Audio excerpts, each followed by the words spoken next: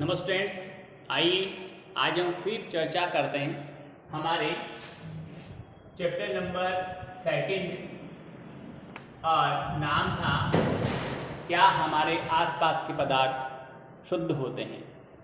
Is matter around us pure, ये हमारा chapter था फ्रेंड्स। हम इसमें पढ़ रहे थे तत्व के बारे में।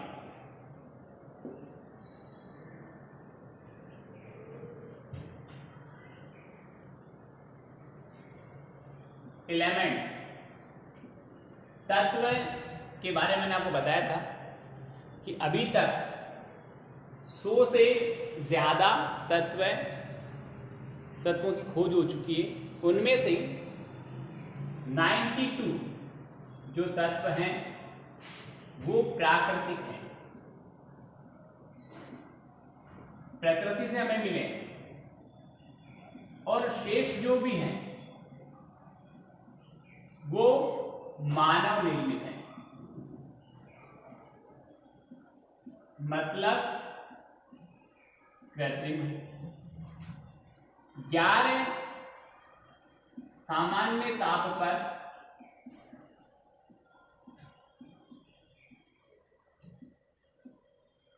गैसीय अवस्था में है और 2 जिसमें पारा तथा ब्रोमीन, ये कमरे के तापमान पर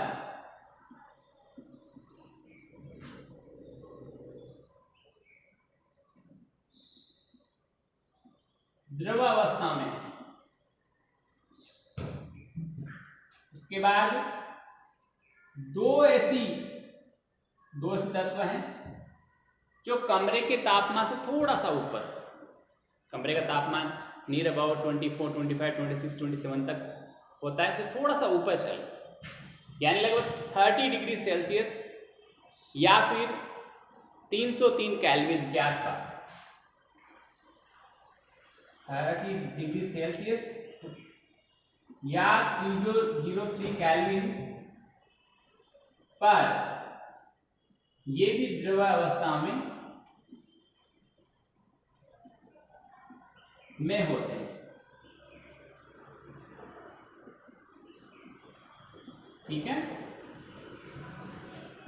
उसके बाद हम बात करें स्टूडेंट्स कि तत्व एक इकाई है, पदार्थ एक इकाई है। तत्व एक ऐसा घटक है जिसे रासायनिक क्रिया द्वारा और अधिक भागों में विभाजित नहीं कर सकते और अधिक सरलतम रूप में हम उसे नहीं बांट सकते। चाहे रासायनिक क्रिया करो, चाहे भौतिक क्रिया करो, चाहे विद्युत रासायनिक क्रिया करो, तत्व को और अधिक भागों में विभाजित नहीं किया जा सकता। अब इसके आगे बढ़ते हैं कि तत्व जितने भी होते हैं उन्हें धातु, अधातु और उपधातु में विभक्त किया गया है। धातुएं कौन कौन सी हैं, उनके गुण क्या हैं? अधातुएं कौन सी हैं, उनके गुण क्या हैं, पहचान क्या है? उपधातुएं कौन सी है, गुण क्या है और पहचान क्या है? इसके बारे में हम अध्ययन करते हैं।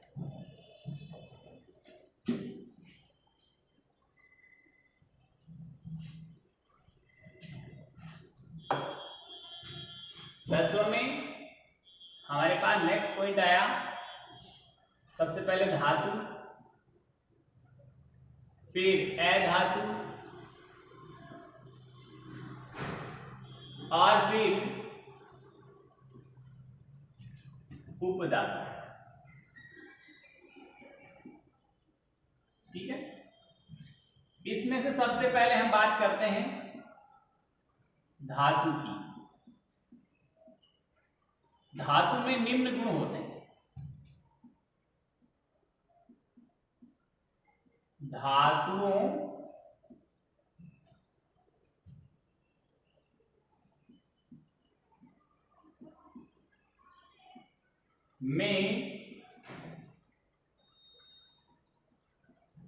निम्न गुण होते हैं या निम्न गुण पाए जाते हैं।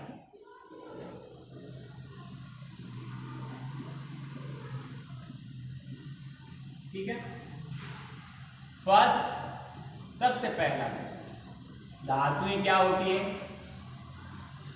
चमकीली होती है।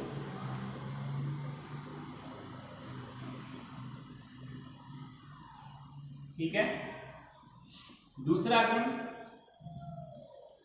विद्युत एवं ऊष्मा की चालक होती है।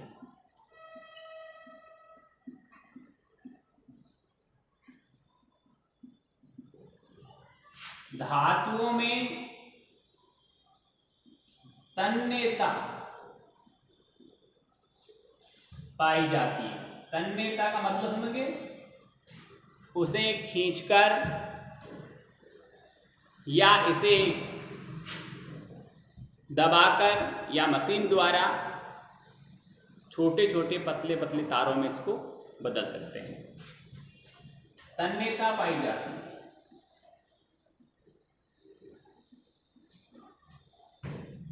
धातुओं में धातु एघात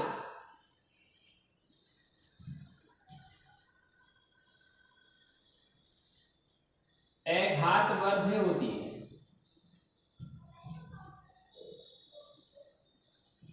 समझ गए, धातुएं आघात वर्ध्य होती है,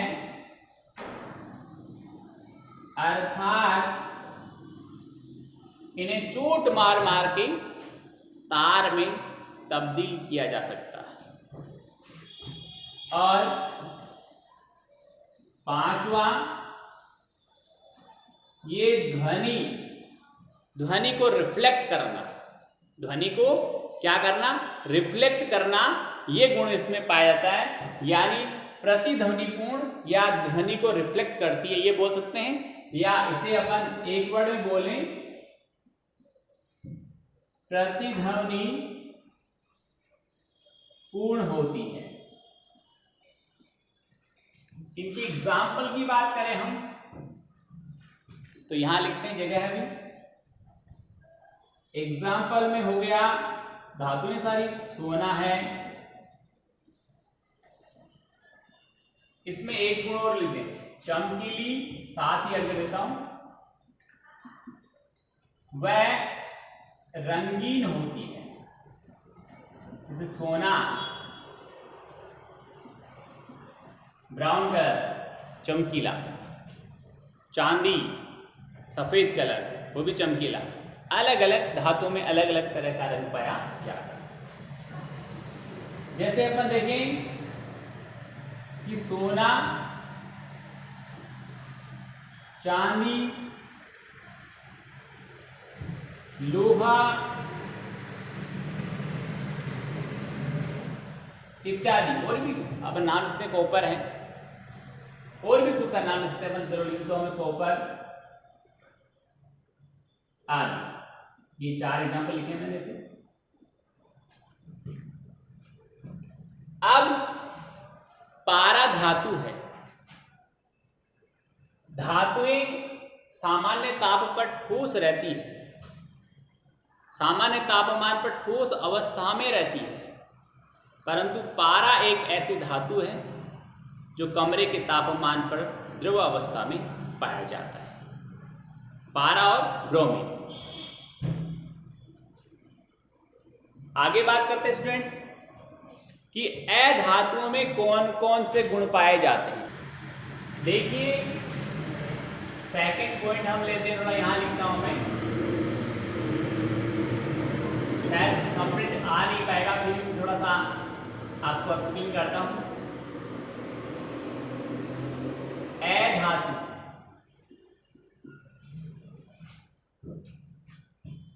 अधातुओं में चमक नहीं होती है, वो चमकीली नहीं होती है, रंगीन नहीं होती है, वो ऊष्मा की और विद्युत की कुचालक होती है। उनमें तन्यता नहीं पाई जाती, वो आघातवर्धनीय और प्रतिध्वनिपूर्ण नहीं होती है। जैसे गैसें हैं, ऑक्सीजन है, नाइट्रोजन है, हाइड्रोजन है, हीलियम है, ये सारी अधातु होती है। इनमें ना चमक होती है, न ये विद्युत के चालक होते हैं, इनमें तन्यता नहीं पाई जाती, ये आघातवर्धनीय नहीं होते। ये सारे गुण अधातुओं में पाए जाते हैं।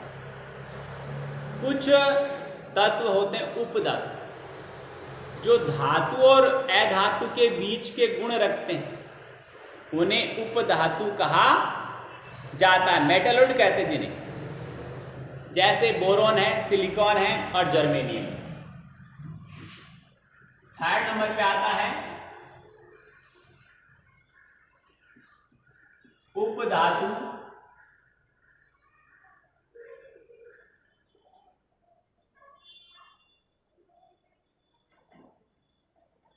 मेटलॉइड।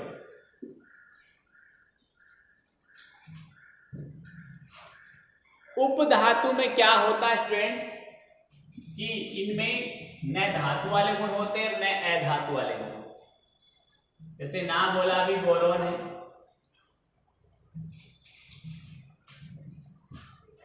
जर्मेनियम है, सिलिकॉन है, ये सारे हम नाम एग्जाम्पल के तौर पे लिख सकते हैं।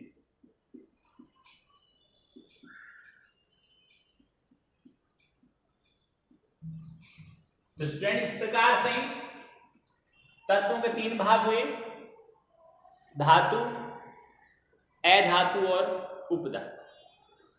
अब इसके आगे पढ़ते हैं कि यौगिक क्या होते हैं, मिश्रण क्या होते हैं, यौगिक और मिश्रण में क्या अंतर है, तत्व और यौगिक में क्या अंतर है।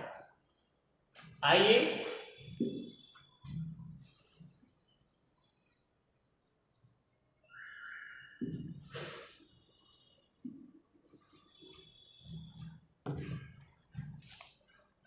यदि हम शुद्ध पदार्थ की बात करते हैं तो शुद्ध पदार्थ वो है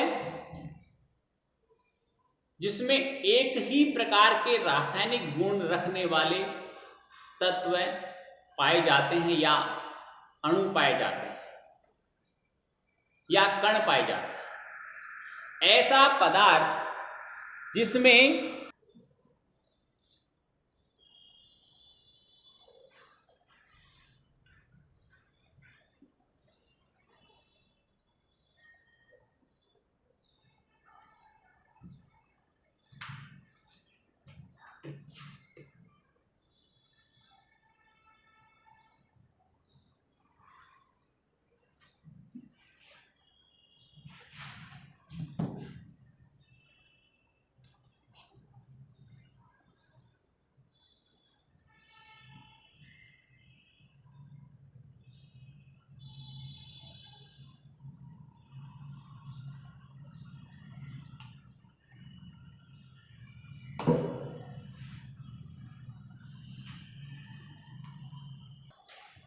तो देखिए स्टूडेंट्स, हम एक प्रयोग करते हैं।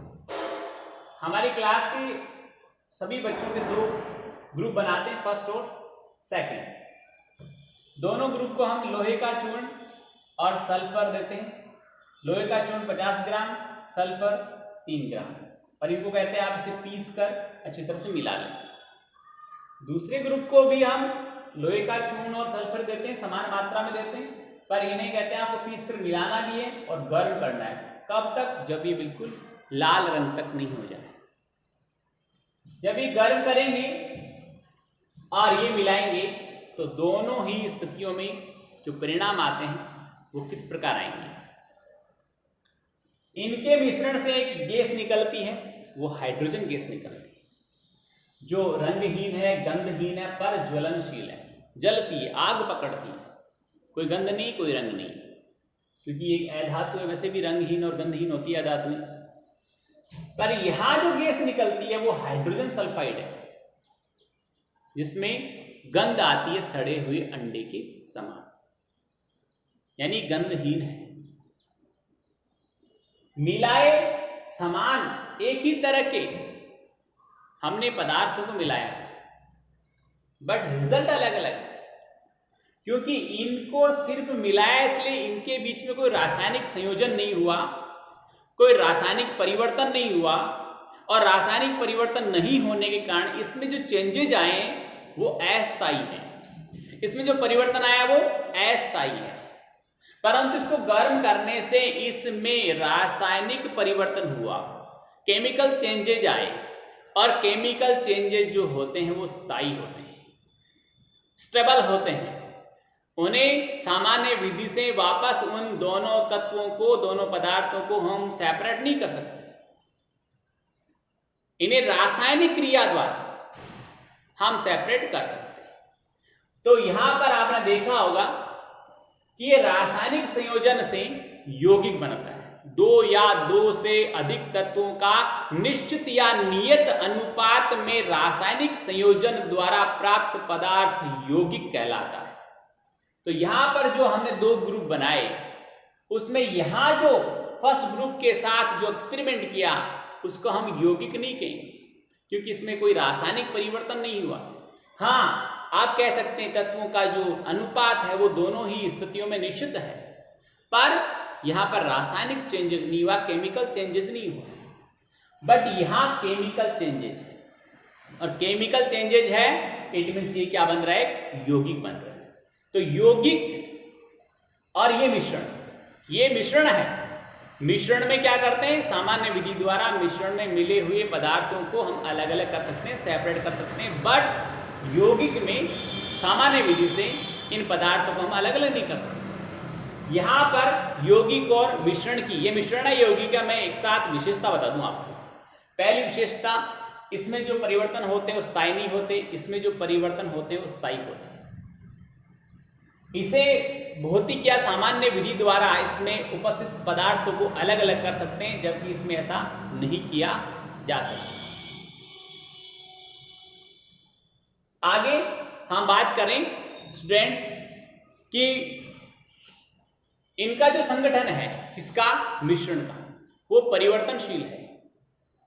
इनमें इनकी मात्रा कम अधिक हो सकती है, बट यौगिक बनता है तो उनका जो संगठन है वो परिवर्तनशील नहीं है, वो स्थायी है, फिक्स है, नियत है, उतना ही होना चाहिए।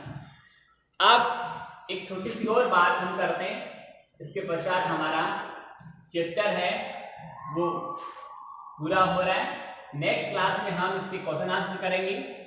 आप सभी से रिक्वेस्ट है कि अच्छी तरह पढ़ें इसको, और उन क्वेश्चन के आंसर आप फाइंड आउट करने की कोशिश करें। जिनके आंसर आपको नहीं मिलते हैं, मैं आपको उनके आंसर 101% बताऊंगा। देखिए, पदार्थ की तीन अवस्था हमने पढ़ी थी, ठोस, द्रव और गैस। इसके फिर दो भाग हुए थे, शुद्ध और अशुद्ध की बात की थी हमने कि शुद्ध पदार्थ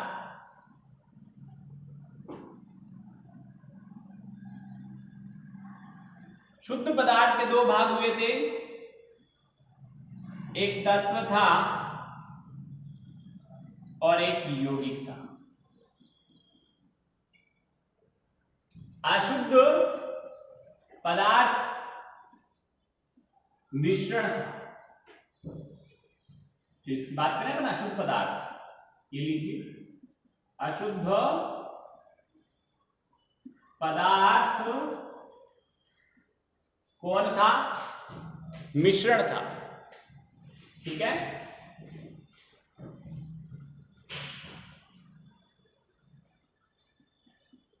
और मिश्रण दो प्रकार के होते हैं, समांगी मिश्रण और विषमांगी मिश्रण। स्टूडेंट जरा बोर्ड पे देखिए।